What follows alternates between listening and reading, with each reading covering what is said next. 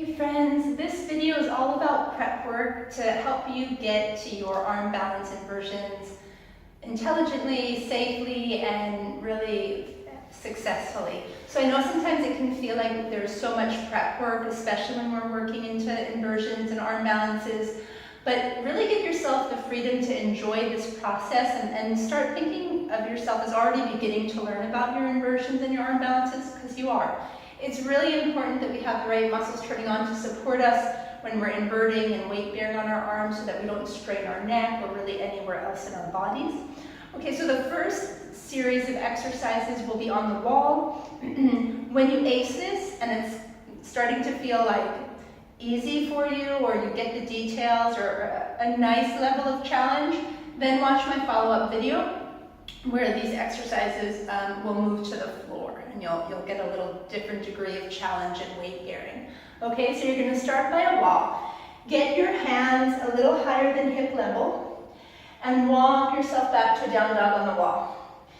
If you get here and your back starts to round, it's just a sign to take your hands a little higher. If you feel tension in your neck, take your hands a little wider than shoulder distance. Bend your knees, and I want you to really connect with your feet. Press into your heels especially, like your toes remain down. And from that space, begin to straighten your legs. So you need to be here with no curve in your back to continue. If there's a curve in your back, then you walk your hands higher, and then you can work through different hip series of mine before you come back to this, okay? From this space, I want you to press into 10 fingertips, especially your pinkies, and start to breathe in your outer ribs. Really get those muscles turning on. Bring your awareness to them. Breath in and out through the nose. Okay, slowly begin to bend your elbows. If there were lights or flashlights on your elbows, you're shining them directly under your hands. They're not flaring out to the sides. That's really important. Nice, so the exhalation, you'll do the work.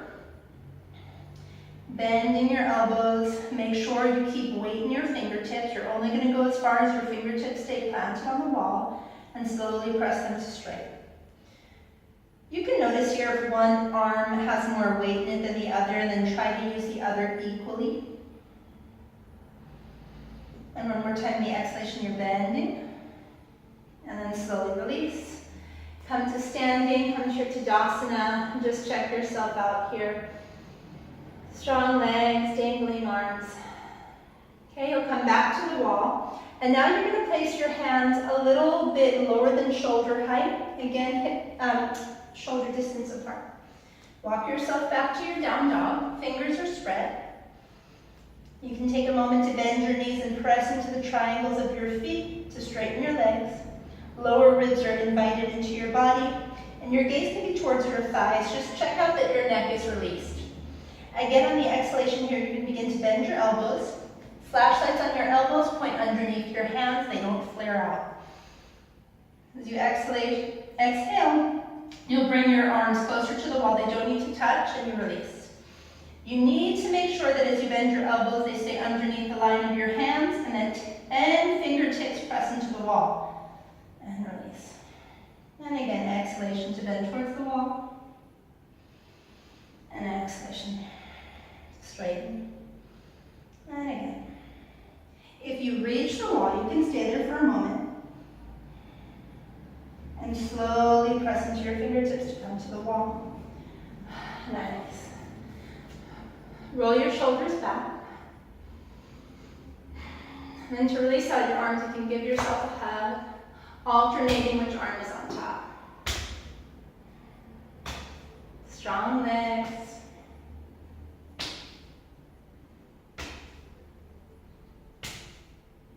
Nice.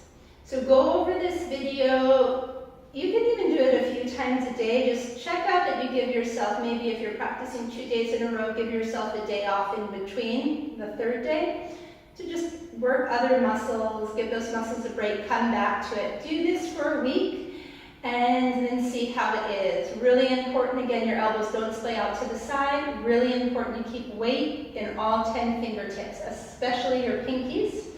Really important your lower ribs stay into your body. Good luck.